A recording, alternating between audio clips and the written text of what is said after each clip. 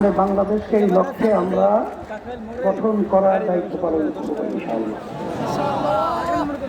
সংস্কার, বিচার ও পিয়ার পদ্ধতিতে জাতীয় নির্বাচন আয়োজনের দাবিতে এবং দেশ ও ইসলাম বিরোধী সকল ষড়যন্ত্র ও চক্রান্তের প্রতিবাদে আয়োজিত ইসলামী আন্দোলন বাংলাদেশে আজকের এই মহাসমাবেশে উপস্থিত বিভিন্ন রাজনৈতিক দলের নেতৃবৃন্দ, ওলামায়ে কেরাম, সাংবাদিক বন্ধুগণ, শিক্ষাবিদ, বুদ্ধিজীবী ও প্রিয় দেশবাসী, সবাইকে আন্তরিক শুভেচ্ছা ও কৃতজ্ঞতা জানাচ্ছি।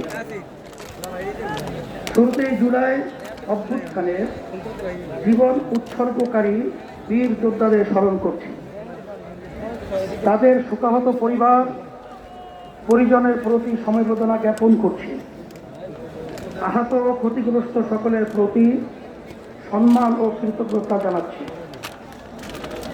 1947 সাল থেকে শুরু করে 1947 ও 1971 সকল যোদ্ধাদের প্রতি শ্রদ্ধা ও সম্মান প্রদর্শন করছি। ভাইরা আমার, দুর্নীতি, দুঃশাসন মুক্ত, সমৃদ্ধ ও উন্নত রাষ্ট্র নির্মাণের জন্য এ দেশের মানুষ শত শত বছর ধরে আত্মত্যাগ করে যাচ্ছে। সুশাসন প্রতিষ্ঠার জন্য রক্তের নজরানা পেশ করে যাচ্ছে। তারই ধারাবাহিকতায় 24 জুলাই, আগস্টে ও আরেকটি গণ অভ্যুত্থান হয়েছে। আমাদের অতীতের আত্মত্যাগ বিফলে গেছে ভুল নীতি এবং অসুস্থ রাজনীতির কারণে। সুতরাং জুলাই অভ্যুত্থানকেও আমরা অতীতের মতো ব্যর্থ হতে দিতে পারি না। আবু সাঈদ ও মুগ্ধরা আমাদের স্মৃতিতে অম্লান হয়ে আছে। আহতরা এখনো ক্ষত বয়ে বেড়াচ্ছে। তাই প্রয়োজনে রাষ্ট্র সংস্কার এখনই করতে হবে। পতিত স্বৈরতন্ত্রের সাথে জড়িতদের বিচার করতে হবে। আরেকটা কথা স্পষ্ট ভাষায় বলে দিতে চাই, পিয়ার পদ্ধতিতে নির্বাচন আয়োজন করার কোনো বিকল্প নাই। আজকের এই জনসমুদ্র পিয়ার পদ্ধতি নির্বাচনের পক্ষের জনসমুদ্র। সংগ্রামী দেশবাসী, 1972 সালে রচিত সংবিধান ছিল দেশের মানুষের বড় বিশ্বাস ও গণ আকাঙ্ক্ষার বিরোধী। সেই সংবিধান রচয়িতাদের স্বাধীন বাংলাদেশের সংবিধান রচনা করার ম্যান্ডেটই ছিল না। তারা ভিন দেশের সংবিধান অনুসরণ করেছিলেন, ফলে যা হওয়ার তাই হয়েছে। কোন ক্ষেত্রে কাঙ্ক্ষিত সমৃদ্ধ ও উন্নতি হয় নাই। রাজনৈতিক সংস্কৃতি কলুষিত হয়েছে। সবচেয়ে ভয়াবহ ব্যাপার হলো সংবিধান মেনেই স্বৈরাচার তৈরি হয়েছে। এজন্যই আমরা সংস্কারের প্রশ্নে অটল, অবিচল ও আপোষহীন অবস্থান নিয়েছি। ভাইরা আমার,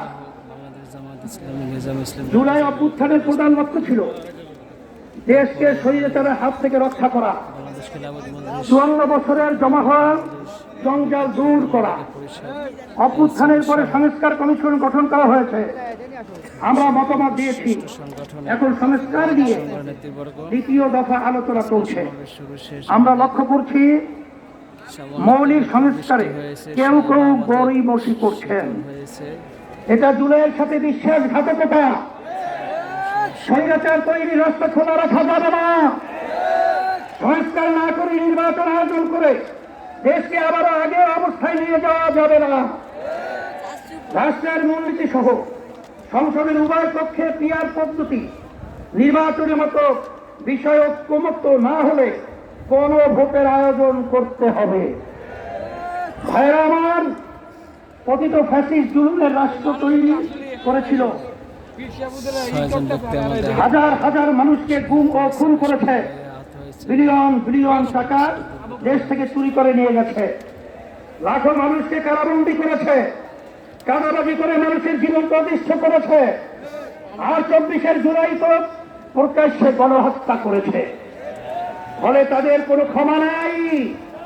যারা সরাসরি ফৌজদারি অপরাধের সাথে জড়িত ছিল তাদের বিচার করতে হবে, যারা অপরাধের সহায়তা করেছে তাদেরও বিচার করতে হবে। বিচারের ক্ষেত্রে কিছুটা অগ্রগতি হলেও কথিত সরকারের অধিকাংশ মন্ত্রী, এমপি এবং নেতারা এখনো জেলের বাইরে, অনেকেই দেশের বাইরে থেকে উস্কানি দিয়ে যাচ্ছে। আজকের এই মহাসমাবেশ থেকে ঘোষণা করছি, অবিলম্বে ফ্যাসিবাদীর সাথে জড়িত সকলকে শাস্তির আওতায় আনতে হবে।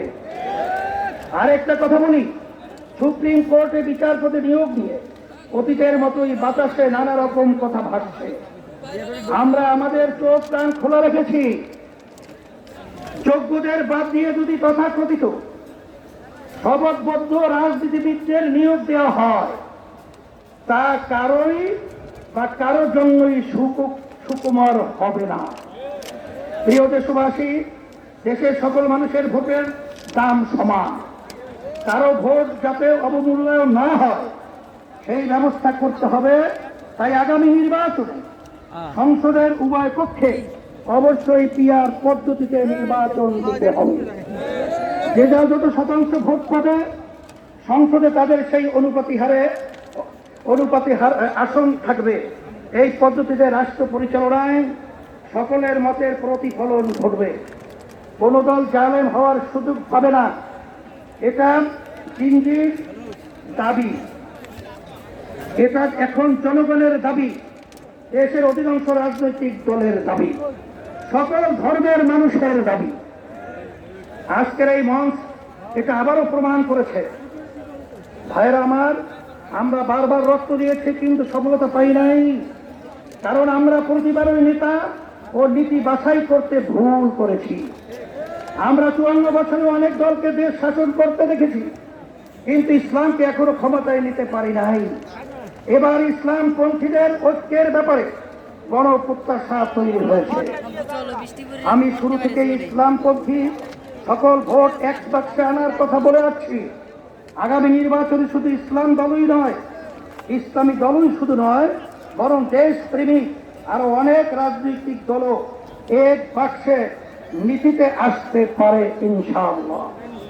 যদি আমরা একত্রে নির্বাচন করতে পারি, যদি কার্যকর ঐক্য গড়ে তুলতে পারি, তাহলে বাংলাদেশে ইসলামপন্থীরাই হবে প্রধান রাজনৈতিক শক্তি। রাষ্ট্র পরিচালনার দায়িত্ব আমাদের হাতেই আসবে ইনশাআল্লাহ। প্রিয় দেশবাসী, অন্তর্বর্তীকালীন সরকার জুলাই অভ্যুত্থানের ফসল, এত জনসমর্থন নিয়ে আর কোন সরকার দায়িত্ব গ্রহণ করে নাই। আমরা নিঃস্বার্থভাবে এই সরকারের পাশে দাঁড়িয়েছি।